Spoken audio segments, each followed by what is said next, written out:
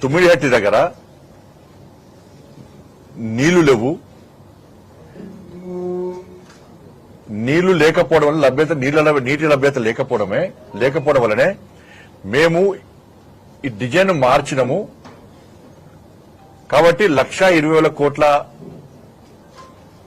అంచనాలు వేసినామని చెప్పి కేసీఆర్ గారు చెప్తున్నారు.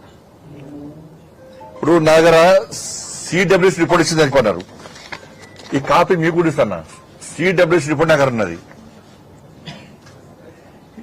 ఈ సిడబ్ల్యూసీ రిపోర్ట్ లో తుమ్మిడిహట్టి దగ్గర ఈ సిడబ్ల్యూసీ ఏం చేసిందంటే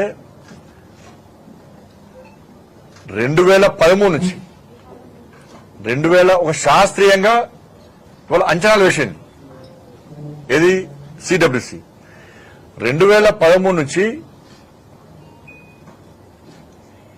1986 నుంచి 2013 వరకు 86 నుంచి 2013 వరకు 30 సంవత్సరాలకు సంబంధించి నికర జలాలు ఎంత ఉంటాయో అంచనా వేసింది.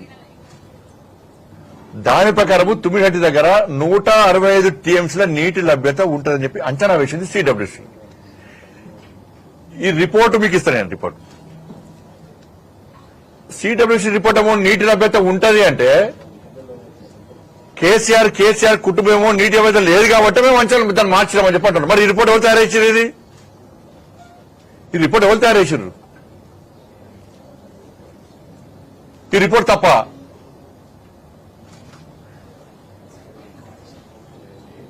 సిడబ్ల్యూసీ రిపోర్ట్ పక్కా ఉంది. ఇది మీకు కూడా ఇస్తా. ఇదే రిపోర్ట్ ప్రకారము ఆ రోజు ప్రాజెక్టు తయారు చేస్తే ఇలా 38,000 కోట్లతో ప్రాజెక్ట్ అయిపోతుండే. 38,000 కోట్లతో ప్రాజెక్ట్ అయిపోతుండే. ఇవాళ 1,20,000 కోట్లతో ప్రాజెక్ట్ పెట్టారంటే అంటే ఈ రిపోర్ట్ ఏమనుకుంటున్నాం? కేసీఆర్ కుటుంబం నాకు అర్థం కాలే. ఈ రిపోర్ట్ దొరకదు ఎవరికి? మేము ఏం చెప్పినా నమ్ముతారు, మీ అబద్దాలు ఏం చెప్పినా నమ్ముతారు అనుకున్నారు వాళ్ళు. ఈ రిపోర్ట్ మీకు కూడా ఇస్తారు. అనేది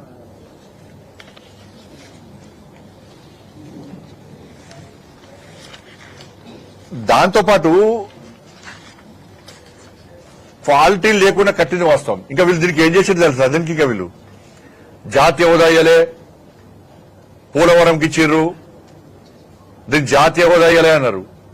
జాతీయ హోదా ఇయ్యరాదు, ఇచ్చే అవకాశం లేకుండే. నిజంగా ఇట్లా జాతీయ హోదా ఇస్తే ఇలా బీజేపీ పార్టీ పరిస్థితి ఏంది? ప్రభుత్వ పరిస్థితి ఏంది? అలా దేశం మొత్తం ఏమందరు?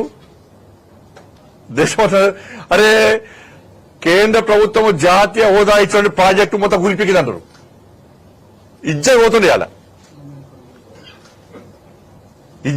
అలా ఇలా తెలంగాణ పనులు ఏమైతుండే అలా మంట కలుస్తుండే. అలా ఇలా కేంద్ర ప్రభుత్వం కూడా జాతీయ హోదా ఇస్తే ఇలా పరిస్థితి ఏంది?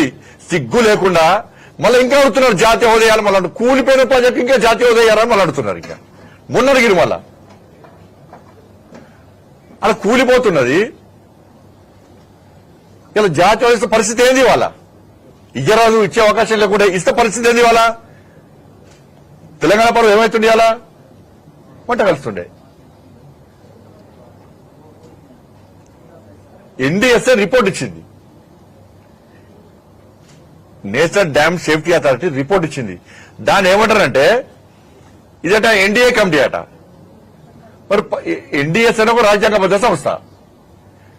ఈ ఎన్డీఎస్ఏ ఎవరు కమిటీ ప్రకటించింది? ఇలా పార్లమెంట్, సాక్షాత్ పార్లమెంట్ లో చర్చ జరిగింది కమిటీ గురించి.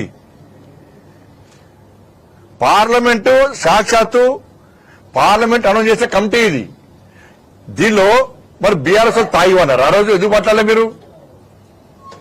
ఇది అర్ధరాత్రి తాగి కూర్చున్నటువంటి కమిటీ కాదు. ఇది రాజ్యాంగబద్ధ సంస్థ ఎన్డీఎస్ఏ. వాళ్ళు ఇచ్చిన రిపోర్ట్ తప్పట. అంటే కేసీఆర్ తుపాకి రాము టోపీ పెట్టి చేత కట్టబెట్టి ఇదే ప్రాజెక్టు అంటే కరెక్టా? ఎన్డీఎస్ఏలా ఎంతమంది నిపుణులు ఉంటారు? ఎంతమంది మేధావులు ఉంటారు? వాళ్ళొచ్చి ప్రాజెక్టు పనికిరాదు, క్వాలిటీ లేకుండా కట్టిండ్రు అని చెప్పి వాళ్ళు చెప్తే ఇది ఎన్డీఏ నివేదికనట. అంటే కేసీఆర్ కూడా పోటీగాడు. మరి చదివి చెప్తున్నాడు మళ్ళీ ఇప్పుడు. సరే నేను ఇంజనీర్ను, నాకంటే ఎక్కువ తెలుసా అని అన్నావు కేసీఆర్. ఇవాళ మరి క్యాబినెట్ ఎందుకంటున్నావు? సబ్ కమిటీ ఎందుకంటే ఉన్నావు?